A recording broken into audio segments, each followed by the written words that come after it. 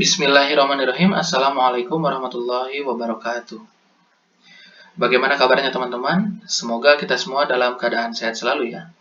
Insya Allah pada kesempatan kali ini saya akan coba untuk sedikit menjelaskan materi yang relevan dengan tema kita kali ini, yaitu berbusana muslim dan muslimah.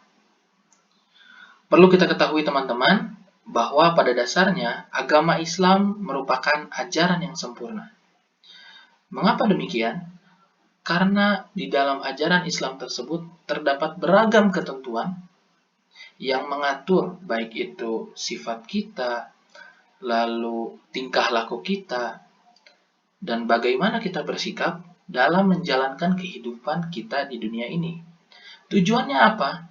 Tujuannya agar kita selaku makhluk ciptaannya dapat menjalankan kehidupan di dunia ini dengan aman, damai, dan juga tentram. Nah, salah satu ketentuan yang terdapat di dalam ajaran Islam ialah ketentuan yang mengatur kita perihal berpakaian. Sehingga teman-teman di sini penting untuk menyimak penjelasan kali ini dengan baik. Tujuannya apa? Tujuannya agar teman-teman bisa memahami apa sih yang dimaksud dengan pakaian muslim itu sendiri, serta memahami hal-hal yang berkaitan perihal cara kita dalam berpakaian. Langsung saja kita menuju ke pembahasan kita yang pertama. Pembahasan pertama ialah perihal makna dari pakaian itu sendiri. Dalam Kamus Besar Bahasa Indonesia, pakaian atau busana diartikan sebagai barang yang dipakai. Contohnya bisa berupa baju, celana, atau bahkan topi. Sampai sejauh ini bisa dipahami ya. Intinya, yang dimaksud sebagai pakaian atau busana itu ialah suatu barang yang kita pakai pada diri kita. Secara sederhana, itulah definisi dari pakaian itu sendiri. Nah, berbicara perihal pakaian muslim, di sini saya telah menyajikan ilustrasi berupa 3 gambar yang penting untuk teman-teman amati, cermati, dan juga teman-teman pilih seperti itu ya. Di sini terdapat gambar pertama, gambar kedua, dan juga gambar ketiga. Nah, di antara gambar berikut, manakah yang menurut teman-teman termasuk sebagai pakaian muslim? Silahkan teman-teman amati dan teman-teman pilih. Jika teman-teman sudah memilih, pertanyaan saya, apakah teman-teman sudah yakin? Mengapa saya mempertanyakan demikian? Hal ini karena saya ingin mengajak teman-teman berpikir. Di dalam ajaran Islam, pokok pembahasannya apakah model pakaian yang digunakan? Atau cara penggunaan pakaiannya? Kita mesti memahami teman-teman bahwa sejatinya di dalam ajaran Islam penekanan utamanya ialah terkait cara kita berpakaian. Tidak peduli model pakaian apa yang kita gunakan. Baik itu pakaian olahraga, kemeja, koko atau gamis, apapun model pakaiannya, yang penting kita menggunakan penggunaan pakaian tersebut ini dengan baik, seperti itu. Jadi cara penggunaan pakaian ini menjadi suatu hal yang penting di dalam ajaran Islam itu sendiri. Karenanya harus kita pahami dengan baik ya, bahwa apapun pakaiannya, selama cara penggunaan pakaian tersebut sesuai dengan apa yang disyariatkan dalam ajaran Islam, maka hal tersebut bisa kita definisikan sebagai pakaian muslim itu sendiri. Toh muslim-muslim juga kan yang menggunakannya, seperti itu. Jadi perlu diingat dengan baik ya, jangan sampai teman-teman keliru hanya terpaku pada model pakaian saja. Nah, setelah tadi saya sempat menyinggung perihal cara penggunaan pakaian yang seharusnya menutup aurat, teman-teman sudah paham nggak perihal makna dari aurat itu sendiri? Di sini saya akan menyajikan tiga makna aurat ditinjau dari beragam perspektif seperti itu ya. Ada makna aurat secara bahasa, makna aurat secara istilah, dan juga makna aurat secara hukum Islam. Secara bahasa, aurat dimaknai sebagai malu, aib, dan juga buruk. Sedangkan secara istilah, aurat ini berasal dari kata awira yang artinya hilang perasaan. Dalam artian, jika digunakan untuk mata berarti hilang cahayanya dan lenyap pandangannya. Sehingga pada umumnya kata aurat ini memberi arti yang tidak baik untuk dipandang, memalukan, dan juga mengecewakan. Itulah yang dimaksud dari makna aurat secara istilah. Nah, secara hukum Islam itu sendiri, aurat berarti batas minimal dari bagian tubuh yang wajib ditutupi karena adanya perintah dari Allah Subhanahu wa taala. Itulah setidaknya makna aurat yang mesti kita pahami. Seperti itu ya.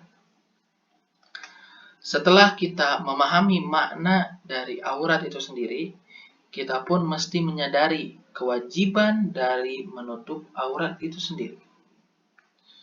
Sejatinya, perlu kita pahami teman-teman, bahwa kewajiban menutup aurat ini merupakan bentuk dari wujud kasih sayang dan perhatian Allah Subhanahu wa taala terhadap kemaslahatan hambanya di muka bumi. Perlu kita sadari teman-teman bahwa dengan adanya kewajiban menutup aurat itu sendiri, kita sebagai manusia mendapatkan tempat yang tinggi, tempat yang spesial di antara makhluk ciptaannya yang lain. Logikanya sederhana. Apakah hewan diberikan perhatian demikian? Apakah tumbuhan mendapatkan perhatian yang serupa? Kan tidak. Karenanya, kita mesti bersyukur sebagai seorang manusia kita diberikan perhatian lebih, khususnya dalam menjaga aurat ini. Karena kita merupakan makhluk ciptaannya yang spesial, seperti itu. Nah, khusus bagi kaum muslimah, kewajiban dalam mengenakan jilbab ini bertujuan untuk menutup auratnya kecuali terhadap beberapa golongan seperti itu. Hal ini dilakukan untuk memuliakan wanita agar mereka tidak senantiasa mengumbar aurat mereka kepada sembarang orang, dalam hal ini yang bukan mahramnya. Itulah setidaknya hal yang mesti kita sadari dari adanya kewajiban menutup aurat. Nah, setelah kita pahami perihal kewajiban menutup aurat, khususnya bagi perempuan, hal lainnya yang lumrah di dalam kehidupan manusia, khususnya pada saat ini, ialah penggunaan jilbab. Lantas, apakah teman-teman sudah mengetahui makna dari jilbab itu sendiri? Jilbab secara umum ataupun dalam hal ini secara bahasa, khususnya dalam bahasa Arab, dikenal dengan istilah khimar. Adapun dalam bahasa Inggris dikenal dengan istilah veil. Yang mana jilbab ini adalah sebuah pakaian yang longgar untuk menutup seluruh tubuh perempuan kecuali kedua telapak tangan. Sebagaimana anjuran di dalam syariat Islam yang menentukan batas aurat dari perempuan itu sendiri. Sehingga jilbab ini merupakan pakaian untuk menutup aurat itu sendiri bagi kaum perempuan. Nah, selain kata jilbab, pakaian yang dimaksud dalam hal ini ialah untuk menutup bagian dada hingga kepala wanita untuk menutup aurat perempuan yang dikenal pula dengan istilah kerudung, hijab, dan sebagainya. Di sini penggunaan kata jilbab digunakan karena istilah kata hijab ini memiliki makna yang lebih luas. Tidak hanya membahas perihal konteks kita dalam berpakaian. Karenanya, penggunaan kata jilbab yang dipilih dalam pembahasan kita kali ini. Nah, Perlu kita ketahui teman-teman, bahwa sejarah dari menutup aurat ini berlangsung lama dan berangsur-angsur. Jadi tidak langsung ketentuan tersebut disampaikan secara baku, seperti itu ya. Peristiwanya berjalan secara berangsur-angsur. Dimulai dari perintah tersebut hanya diberlakukan kepada istri-istri Nabi agar tidak berbuat sebagaimana kebanyakan perempuan pada waktu itu. Lalu peristiwa selanjutnya memerintahkan istri Nabi tersebut agar tidak berhadapan langsung dengan laki-laki yang bukan mahramnya. Lalu muncul lagi perintah untuk menutup aurat ketika istri-istri Nabi tersebut hendak keluar rumah. Barulah setelah hal tersebut diperuntukkan kepada istri-istri Nabi, perintah untuk menutup aurat diberlakukan kepada wanita secara umum. Dengan artian tidak terkecuali baik itu orang tua, anak-anak yang sudah mencapai balik seperti itu ya, diperintahkan untuk menutup auratnya. Itulah rangkaian peristiwa dari menutup aurat itu sendiri. Jadi tidak langsung turun secara baku, melainkan turun secara berangsur-angsur. Dimulai dari istri Nabi terlebih dahulu, diturunkan pada konteks-konteks tertentu, barulah setelah hal tersebut terjadi, perintah untuk menutup aurat ini disebarkan kepada umumnya wanita. Nah, apa yang menjadi dasar hukum dalam menutup aurat? Dasar hukum dalam menutup aurat setidaknya terdapat dalam dua firman Allah. Yang pertama, Quran Surat Al-Ahzab ayat 59 dan Quran Surat An-Nur ayat 31. Silahkan teman-teman nanti dibuka dan dipahami dengan baik dasar hukum yang terdapat di dalam Al-Quran tersebut. Nah, setelah kita panjang lebar membahas terkait menutup aurat, hal lain yang perlu kita pahami ialah menjaga pandangan. Nah, teman-teman jangan sampai keliru nih. Maksud dari menjaga pandangan itu sendiri. Menjaga pandangan sejatinya tidaklah sama dengan yang pertama, tidak memandang lawan bicara, lalu terus menunduk dan tidak fokus melalui jalan, serta memejamkan mata secara total sehingga kita tidak tahu kondisi di sekeliling kita. Nah, lantas apa yang dimaksud dengan menjaga pandangan? Menjaga pandangan sejatinya merupakan cara kita untuk memanfaatkan dan memaksimalkan indera penglihatan kita sesuai dengan apa yang disyariatkannya. Jadi intinya, menjaga pandangan ini ialah menggunakan ataupun memanfaatkan indera penglihatan kita untuk melihat apa-apa yang dikehendaki oleh Allah Subhanahu wa taala. Apa-apa yang disyariatkan di dalam ajaran Islam.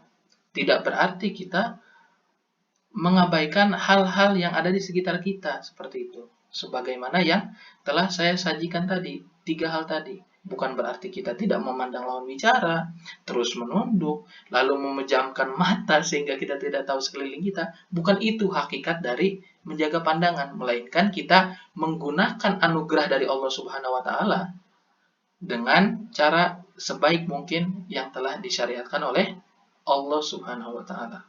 Itulah yang dimaksud dengan menjaga pandangan. Nah, tujuan dan hikmah menjaga pandangan setidaknya terdapat ke dalam 3 hal. Yang pertama, dalam rangka menjalankan syariat Allah Subhanahu wa taala. Yang kedua, menuntun kita memanfaatkan ciptaannya dengan baik. Salah satunya dengan melihat hal-hal baik dan tidak sia-sia. Dan yang terakhir, tujuan dan hikmah menjaga pandangan ialah agar tidak mengalihkan pikiran kita dari upaya mengingatnya. Seperti itu. Sejauh ini bisa dipahami ya, tujuan dan hikmah dari menjaga pandangan.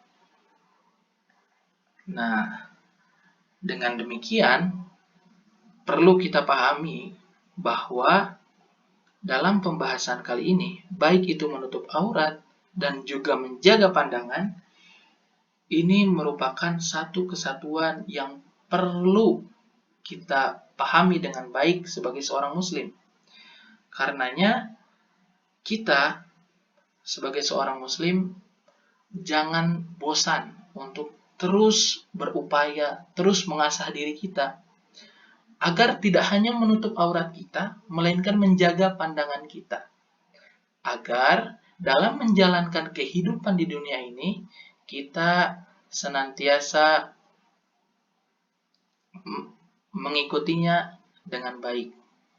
Menjalankan syariat Allah dengan baik. Agar tercipta yang namanya kedamaian, aman, dan juga tentram. Baik, itu saja yang bisa saya sampaikan. Mohon maaf atas segala kekurangan. Wassalamualaikum warahmatullahi wabarakatuh.